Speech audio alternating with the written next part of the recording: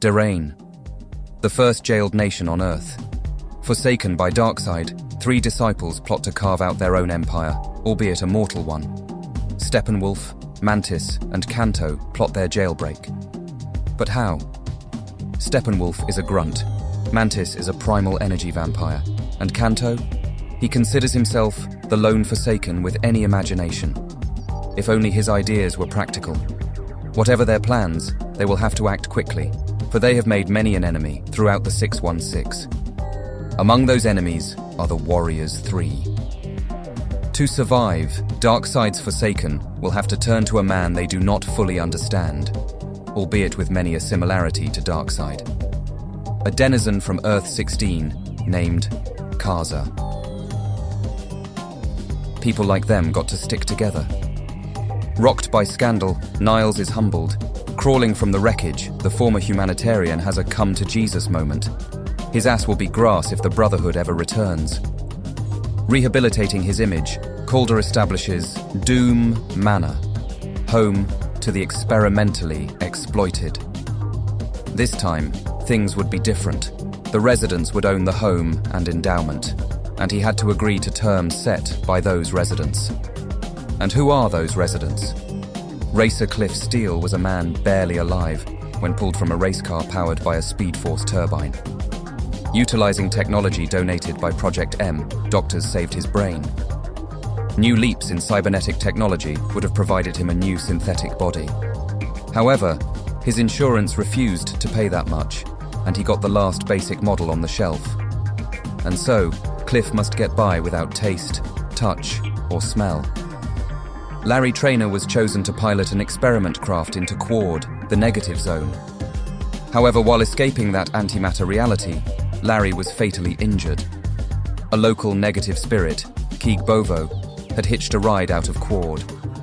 Sympathetic, the spirit affixed itself to the dying pilot, healing him, albeit imperfectly. Afterward, Traynor was wrapped in hastily improvised bandages so that the spirit's radiation would not poison everyone around him.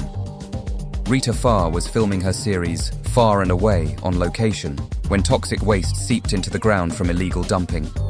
At least, that was the official story. In truth, it was mutagen salvaged from a destroyed parademon processing plant. The mutagen caused her to painfully lose her shape. Becoming a blob of sapient matter, Rita sued Tyler Chemo Robotics. Her benefactor was none other than Niles Calder. With his help, Rita managed to literally pull herself together, requiring quintuple the amount of daily protein. However, her personal plight was considered so distracting that showbiz cancelled her. So, Rita retired to Doom Manor in Midway City, Ohio. Now, she teaches acting and screenwriting on Masterclass. Kay Chalice began life in a living hell.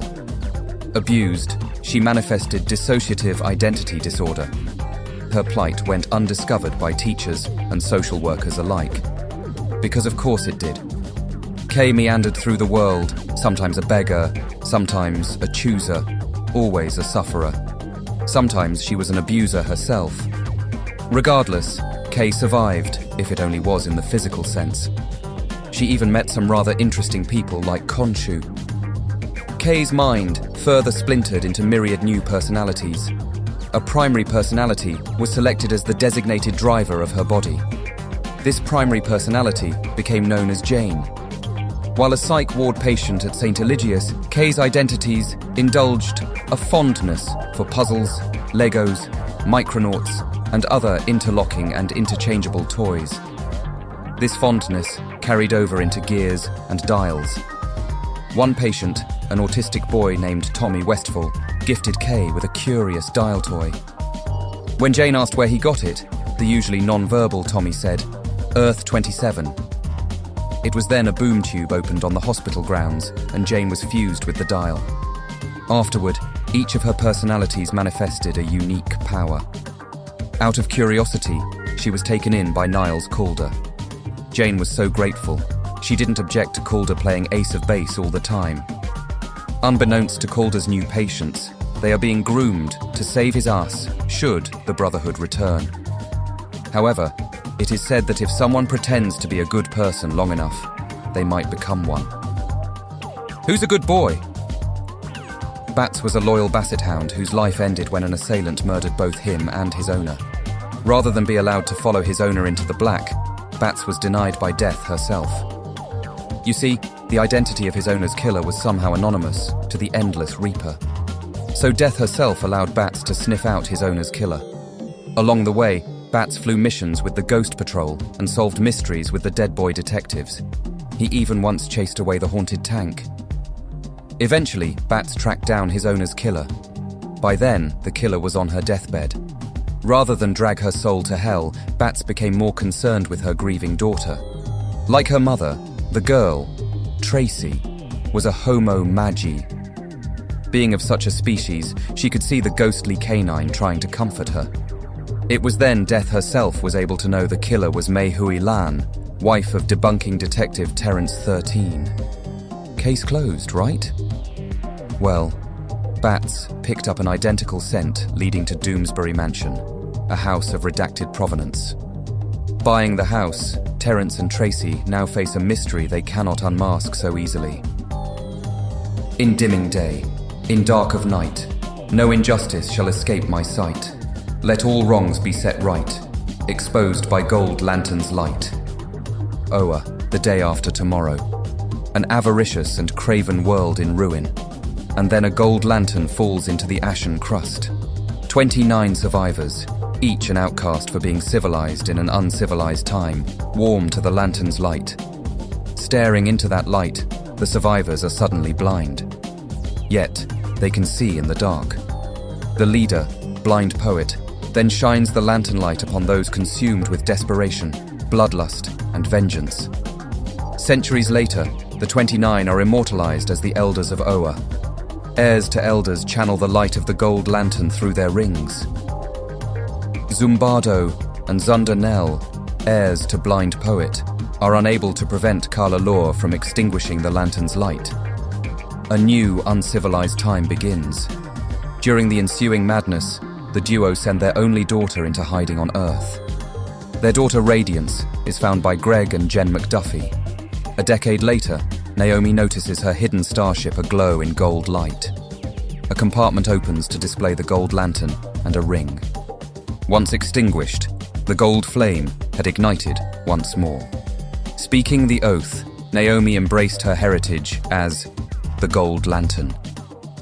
The mentor, the stranger, the contemplator, the auctioneer, the astronomer, the caregiver. They are the elders of the universe. Each is one of a kind. Every so often, each chooses a champion to regulate the universe. The caregiver chooses a nurturer or preserver. The astronomer chooses an explorer. The auctioneer accepts bids for a marketeer or regulator. The contemplator chooses mediators and arbitrators. The stranger chooses a solver of problems, puzzles, and mysteries. And Mentor always chooses a hero. Mentor routinely bequeaths the quantum bands of Eon, an endless of the third world, to prospective cosmic heroes. Among such cosmic characters are Robert Grayson, Wendell Vaughn, and currently Prince Gavin of Craneltine. Bialia, 1982. 3 aspiring Randians make a pact to dedicate their science to the late objectivist founder, Ayn Rand. Predisposed to unethical experimentation, the trio attracted the interest of outlaw geneticist Vladislav Shinsky. He had taken refuge in Bialia, where he established the Beehive. Naming themselves after a campaign in their favorite RPG, the Enclave inherited the Beehive following Shinsky's passing. Inspired by Rocky Horror, the Enclave dedicated their off-hours to creating new life. While other synthetic life form either carried, copied, or mimicked human minds, this one's would grow and mature like a natural one. Purchasing a dupe identical to that of Project M's namesake, the Enclave created him. Unfortunately, the synthetic man was lost in a malfunctioning boom tube during the Apocalypse War. The Enclave disappeared soon afterward under codename God Garden. The loss of the Beehive and the Enclave meant that Bialia required a new brain trust. And that, dear reader, is what led Queen Bee to Hank Pym. Euphorix is a world whereupon all plant life was engineered to create sustainable infrastructure. It was a matriarchy, making it an instant target of the Badoon Brotherhood. Queen Callista was forced to abdicate when the Citadel assumed stewardship. Under Citadel tyranny, euphorics transformed. The matriarchy waned. The rural and urban caste system was abolished. The nobility rebelled and was executed. Callista joined the Omega men to traffic nobles to safe haven. Despite a reputation for rescuing and freeing those oppressed under Citadel rule, Callista remains a pariah among her own people.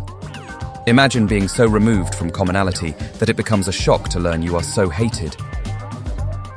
Zokag, Balthak, Farala, Icon, Kraken, Ragador, Valtor, Chaos, and their leader, the unstoppable Sitarak. They are the exemplars, fugitives from Meta. While fleeing, they hid their ill-gotten loot across the multiverse.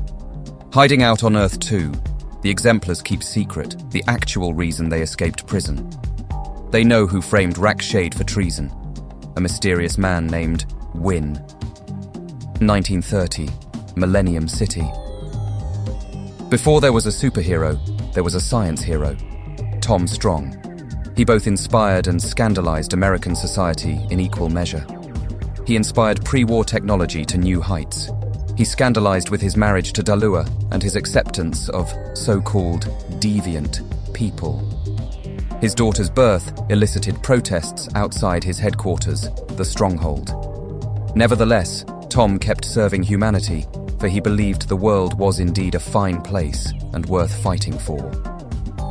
Comprised of friend and foe, Tom gathered a close-knit community named by the press as the Strongmen of America.